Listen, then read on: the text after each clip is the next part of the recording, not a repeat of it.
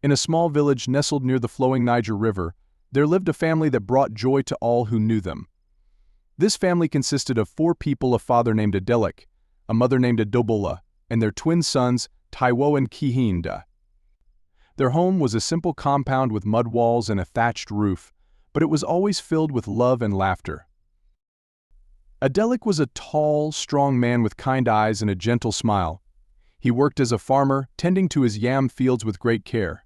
Every morning he would wake up before the sun rose, pick up his hoe, and head out to his farm. He took great pride in growing the best yams in the village, and his harvests were always bountiful. Adebola, his wife, was a beautiful woman with a heart as warm as the African sun. She had a round face that seemed to always be smiling, and her laugh could be heard throughout the compound. Adebola was known in the village for her delicious cooking and her skill in weaving beautiful cloth. She spent her days taking care of the home, preparing meals, and raising her beloved twin boys. Taiwo and Kehinde were 8 years old, full of energy and curiosity. They were identical twins, with the same bright eyes, broad noses, and mischievous grins. The only way to tell them apart was by the small birthmark Kehinde had on his left ear. The boys were the pride and joy of their parents, and everyone in the village adored them. Life in the village followed a simple routine. Each morning, as the golden sun peeked over the horizon, casting a warm glow over the thatched roofs of the mud houses, the family would wake up. Adebola would start the fire in the outdoor kitchen, preparing a breakfast of akara bean cakes and popcorn porridge for her family. Adelik would ruffle the boy's hair as he passed by, heading out to his yam farm. "Be good for your mother," he would say with a smile before disappearing down the dusty path that led to the fields. After breakfast, Taiwo and Kehinde would help their mother with the morning chores. They would sweep the compound with brooms made from palm fronds, making sure every corner was clean. Then, they would fetch water from the nearby stream, carefully balancing the clay pots on their heads as they had been taught. Once the chores were done, it was time for school. The twins would put on their matching school uniforms, white shirts and khaki shorts, and set off down the village path. The village school was a simple building with a corrugated iron roof, but to Taiwo and Kehinde, it was a place of wonder. They loved learning to read and write, and they especially enjoyed the stories their teacher would tell about the history of their people. After school, the boys would rush home, eager to help their mother and play. Sometimes they would assist Adebola as she wove colorful cloth on her loom, watching in fascination as patterns emerged from the threads. Other times they would play games with the other village children, running around the open spaces, climbing trees, or playing hide and seek among the yam mounds in the nearby farms. As the sun began to set, painting the sky in beautiful shades of orange and pink, Adelik would return from the farm. His face would be tired from the day's work, but it would light up with joy at the sight of his family. Taiwo and Kehinde would run to greet him, competing to see who could reach him first. "Papa! Papa," they would shout, each grabbing one of his strong hands. "What did you bring us today?" Adelik would laugh, reaching into his pocket to pull out some small treats, maybe some sweet berries he had found in the bush or interesting stones he had picked up. The boys would exclaim over these simple gifts as if they were treasures. Dinner time was always special in their household. Adebola would have prepared a delicious meal, perhaps pounded yam with egusi soup, or jollof rice with fried plantains. The family would sit together on mats spread on the ground, eating from a communal bowl as was their custom. They would talk about their day, with Taiwo and Kehinde excitedly sharing what they had learned in school or the games they had played. After dinner, as the night settled in and the chorus of crickets filled the air, Adebola would tell the boys stories. These were tales passed down through generations, stories of brave warriors, clever animals, and powerful gods. Taiwo and Kehinde would listen with wide eyes, sometimes acting out parts of the stories as their mother spoke.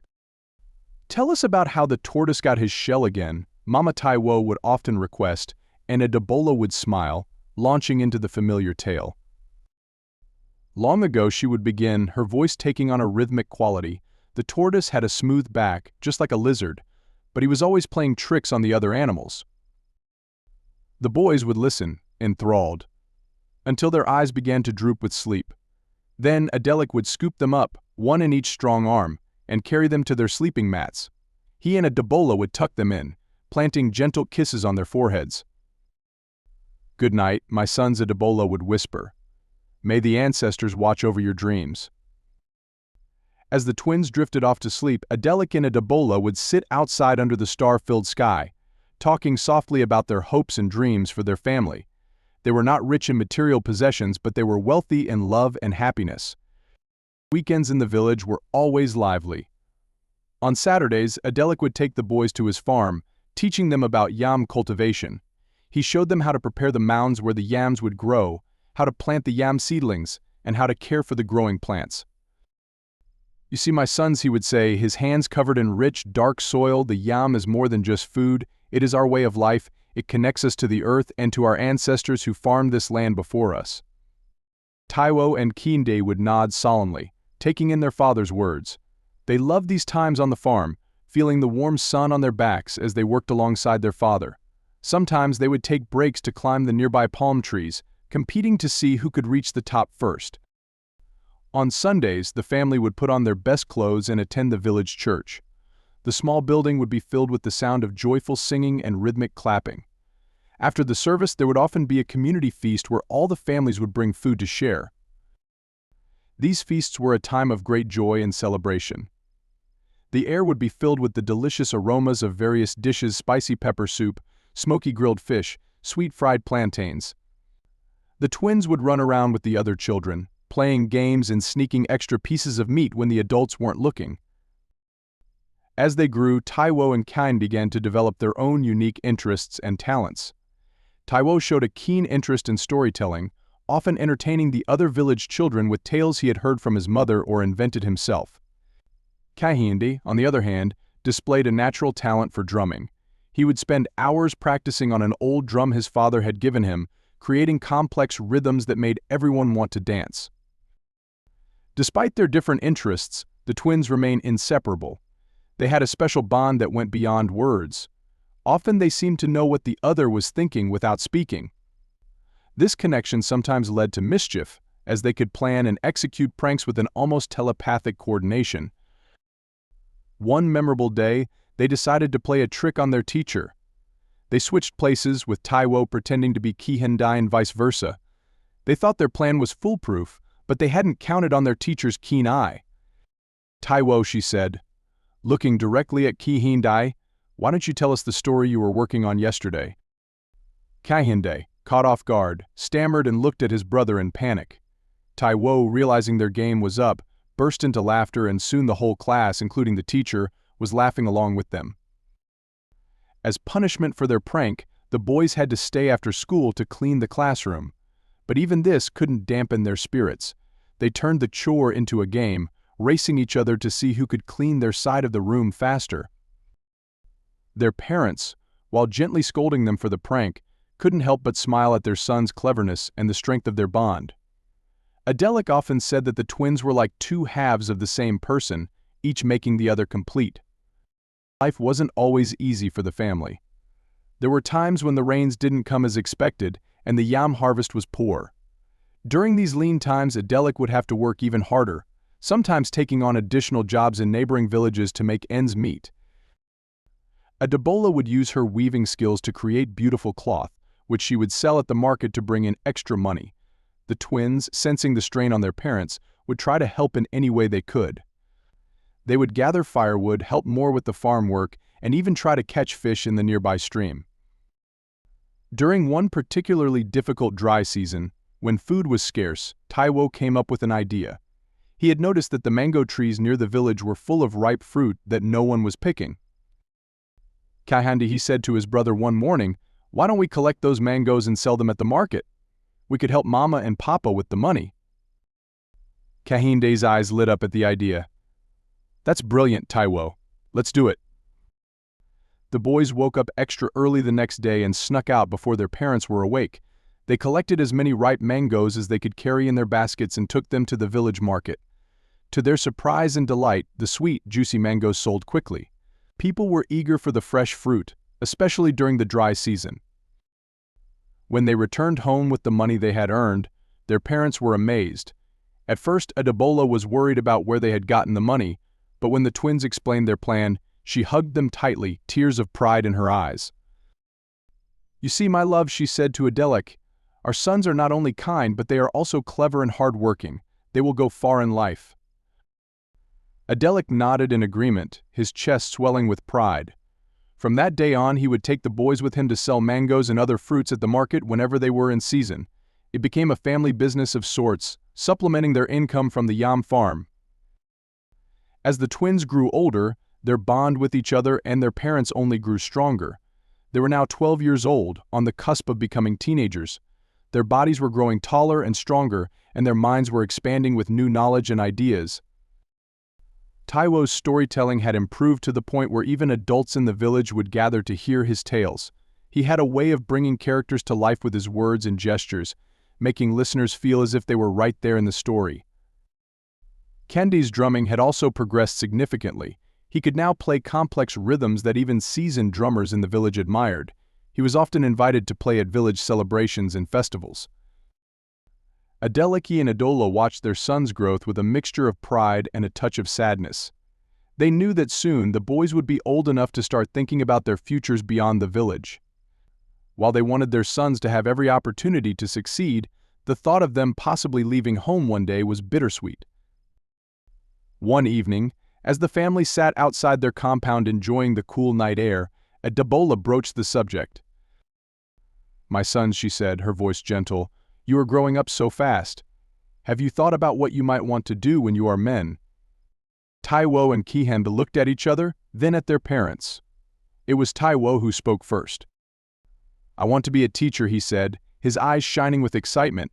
"I want to share stories and knowledge with children, just like our teacher does." Kehinde nodded in agreement. "And I want to be a musician," he added. "I want to play my drums for people all over Nigeria, maybe even the world." Adelik smiled at his son's ambitions. "Those are wonderful dreams," he said. "But remember, whatever you choose to do, the most important thing is to be good men. To be kind, honest, and hardworking, like your mother has taught you." Adebola reached out and took her husband's hand. "And to always remember where you come from," she added. "No matter where life takes you, this village, this family, will always be your home." The twins nodded solemnly, understanding the weight of their parents' words. They knew that their parents had sacrificed much to give them a good life and education. They were determined to make them proud. As the night deepened and the boys prepared for bed, Taiwo turned to his brother. Kehinde whispered, "Do you think we'll always be together, even when we grow up?" Kehinde smiled in the darkness. "Of course we will," he replied. "We're two halves of the same person, remember? Nothing can separate us." With those reassuring words, the twins drifted off to sleep, their dreams filled with visions of the future, a future that seemed bright and full of possibilities. The next day dawned bright and clear. It was a special day in the village, the annual New Yam Festival. This was a time of great celebration, marking the end of the harvest season and the beginning of a new agricultural cycle. The entire village was abuzz with excitement. Women were busy preparing various yam dishes: pounded yam, yam porridge, roasted yam. Men were setting up canopies and chairs for the festivities. Children ran around, their excitement palpable in the air. Adelik had been chosen to present the first yam to the village chief this year, a great honor that recognized his skill as a farmer.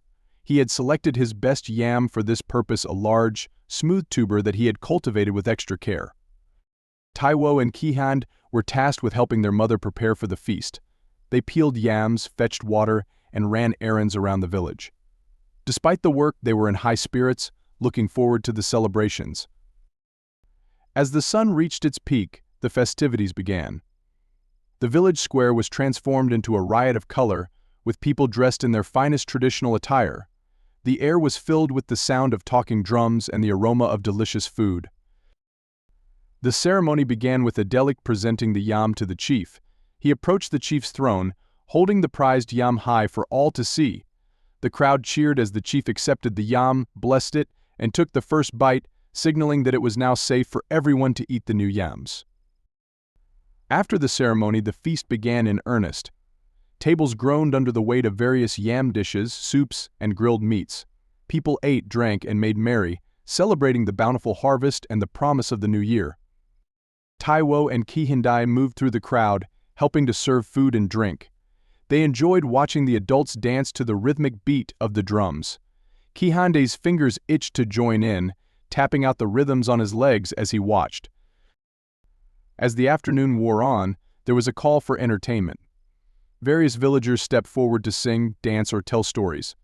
When it was Taiwo's turn, he stood up confidently, his voice clear and strong as he began to tell a story about how the yam became the king of crops. The crowd listened in rapt attention, laughing at the funny parts and nodding in appreciation at the moral of the story. When Taiwo finished, there was a round of applause, with many people commenting on his skill as a storyteller. Next, it was Kehinde's turn. He took his place behind the drums, his hands hovering over the taut skin. For a moment there was silence, and then he began to play. His rhythms started slow and steady, gradually building in complexity and speed. Soon, people were on their feet, dancing to his beats, their bodies moving in sync with the pulsing rhythms. Adebola and Adelik watched their sons with pride, their hearts swelling with love and joy. They saw how the village appreciated their boys' talents, and they knew that Taiwo and Kehinde were destined for great things. As the new Yam festival continued into the evening, the atmosphere in the village remained jubilant. Lanterns and bonfires were lit, casting a warm glow over the festivities. The twins, Taiwo and Kehinde, were at the center of much of the celebration, their performances having impressed many of the villagers. An old man approached Adebola and Adelik, his wrinkled face creased in a wide smile.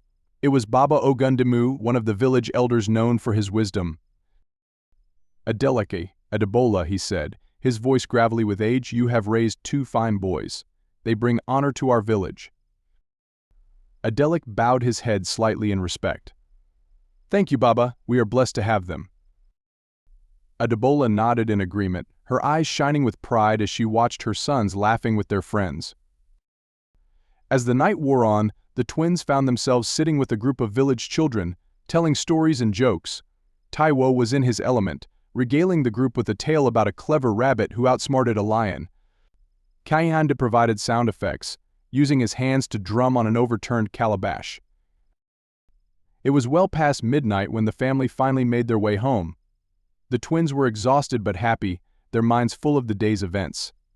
As they prepared for bed, Adebola came to tuck them in, just as she had done when they were smaller. Mama, Taiwo said sleepily, do you think we made you and Papa proud today? Adebola smiled softly, stroking her son's forehead. My dear children, you make us proud every day. Not just because of your talents, but because of your kind hearts and good character. Kehinde yawned widely. Even when we play tricks sometimes. Adebola chuckled. Even then, your tricks never harm anyone, and they bring laughter. Laughter is a precious gift. She kissed each boy on the forehead and quietly left the room. The twins drifted off to sleep, their dreams filled with the sights and sounds of the festival. The days following the new Yam festival were filled with a sense of renewal and optimism. The villagers returned to their daily routines with fresh energy, and nowhere was this more evident than in the home of Adelik and Adebola. Adelik threw himself into preparing his fields for the new planting season. He would leave early in the morning, his hoe slung over his shoulder, a song on his lips. The twins often accompanied him on weekends, learning more about the intricacies of yam farming. One Saturday morning, as they worked on creating new yam mounds, Adelik paused to wipe the sweat from his brow. He looked at his sons, noting how they had grown taller and stronger over the past year. Boys, he said, leaning on his hoe, do you know why we put so much care into making these mounds? Taiwo and Kehinde exchanged glances. They had helped with this task many times, but had never really thought about the reason behind it.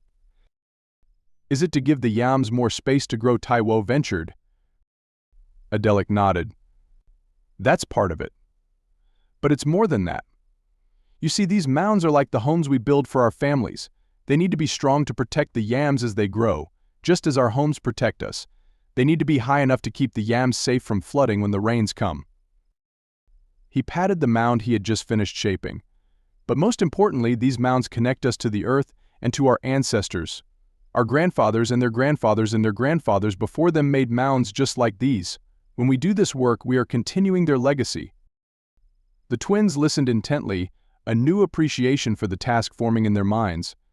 From that day on, they approached their farm work with even greater dedication, understanding that they were part of something bigger than themselves. Episode 2: The Mean Stepmother. Time passed in the village by the Niger River. Taiwo and Kehinde were now 15 years old, growing taller and stronger with each passing day. But life had not been easy for the family since the death of their beloved mother, Adebola, 2 years ago. Adebola's passing had been sudden and unexpected. A fever had taken her, burning so hot that even the village healer's strongest medicines couldn't save her. The loss hit the family hard. Adelik seemed to age overnight, his once straight shoulders now bent with grief. The twins, despite their growing maturity, felt lost without their mother's gentle guidance and unwavering love. For months, the family struggled to find their footing. Adelik did his best to care for his sons while also tending to the farm, but it was clear that he was overwhelmed. The compound, once filled with laughter and music, had grown quiet. Meals, which used to be times of joyful conversation, were now silent affairs. Taiwo and Kehinde tried their best to help.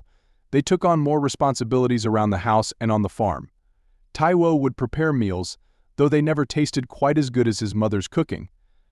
Kehinde took charge of keeping the compound clean, but without Adebola's artistic touch, it felt bare and lifeless. The village elders watched the struggling family with concern. One evening, as Adelik sat alone outside his compound, lost in thought, Baba Ogundu approached him. "Adelik, my son," the old man said, his voice gentle but firm. "It's been 2 years since Adebola left us for the ancestral realm. Your grief honors her memory, but life must go on. The boys need a mother's care, and you need a wife's support." Adelik looked up, his eyes clouded with sadness. "But Baba, how can I? Adebola was my heart." Baba Ogundumu placed a gnarled hand on Adelik's shoulder. "Adebola would want you and the boys to be happy, to live fully. Think about it, my son. For the sake of your family, consider marrying again." The old man's words stuck with Adelik. Over the next few weeks, he thought long and hard about what Baba Ogundumu had said. He watched his sons, noticing how they had to take on adult responsibilities far too soon. He saw how the light in their eyes, once so bright, had dimmed. Finally, Adelik made a decision. He called Taiwo and Kehinde to sit with him one evening. "My sons," he began, his voice hesitant, "I've been thinking. Our home hasn't been the same since your mother left us. I know no one can ever replace her, but I'm considering marrying again." The twins exchanged glances, a mixture of surprise and uncertainty on their faces. Taiwo spoke first. "Papa, are you sure? We're managing, aren't we?" Adelik sighed. "We're surviving, yes, but we're not living, not really. You boys deserve a woman's care. Our home needs a woman's touch, and I need a partner." Kehinde, always more reserved, asked quietly, "Do you have someone in mind, Papa?" Adelik nodded. "There's a woman in the next village, Folake. She's a widow with 2 young children. I've spoken with her a few times at the market. She seems kind and hard-working." The twins were quiet for a moment, processing this information. Finally, Taiwo spoke up. "If you think it's best, Papa, we trust you. We want you to be happy too." Kehinde nodded in agreement. "Yes, Papa. If this Folake can bring life back to our home, then maybe it's a good idea." Adelik felt a weight lift from his shoulders. He hadn't realized how much he'd needed his son's approval until he had it. "Thank you, my boys. I'll arrange to bring Folake here so you can meet her. We'll make this decision as a family." Over the next few weeks, Folake visited their compound several times. She was a tall, handsome woman with a ready smile and quick laugh. Her children, a boy of 10 and a girl of 8, were shy at first but soon warmed up to Taiwo and Kehinde. Folake seemed to breathe new life into their home. She cooked delicious meals, told entertaining stories, and even got Kehinde to play his drums again. The twins, while still missing their mother, found themselves looking forward to Folake's visits. After a month of these visits, Adelik once again sat down with his sons. "Well, boys," he said, a hint of nervousness in his voice, "what do you think of Folake?" Taiwo and Kehinde exchanged glances before Taiwo spoke. "She seems nice, Papa. She makes you smile again." Kehinde nodded. and her cooking is almost as good as Mama's was. Adelik felt a lump in his throat at the mention of Debola, but he pushed past it. "So if I were to ask Folake to marry me, to become part of our family, you would be okay with that?" The twins were quiet for a moment before they both nodded. "Yes, Papa," they said in unison. And so, with his son's blessing, Adelik proposed to Folake. She accepted with tears of joy in her eyes, and soon after they were married in a simple ceremony in the village square. The early days of this new family arrangement were filled with hope and adjustment. Folake moved into their compound with her 2 children, Taiwo and Simasola. The house, which had been so quiet for so long, was now filled with the sounds of life again: children's laughter, the clatter of cooking pots, the murmur of conversation. Taiwo and Kehinde did their best to welcome their new stepmother and step-siblings. They showed Taiwo and Simasola around the village, introduced them to their friends, and even began teaching them some of the games they used to play when they were younger. Folake, for her part, seemed determined to be a good wife and stepmother. She kept the compound spotlessly clean, prepared elaborate meals, and always had a kind word for the twins. She even asked Kehinde to teach her some drumming, and would sit with Taiwo in the evenings listening to his stories. For a while it seemed as though Baba Ogundimu had been right. The family was coming back to life, healing from the loss of Debola. Adelik began to smile more, the weight of grief lifting from his shoulders. The twins, while still missing their mother, found comfort in the bustling, lively household. But as the weeks passed, small changes began to occur. At first they were so subtle that Taiwo and Kehinde barely noticed them.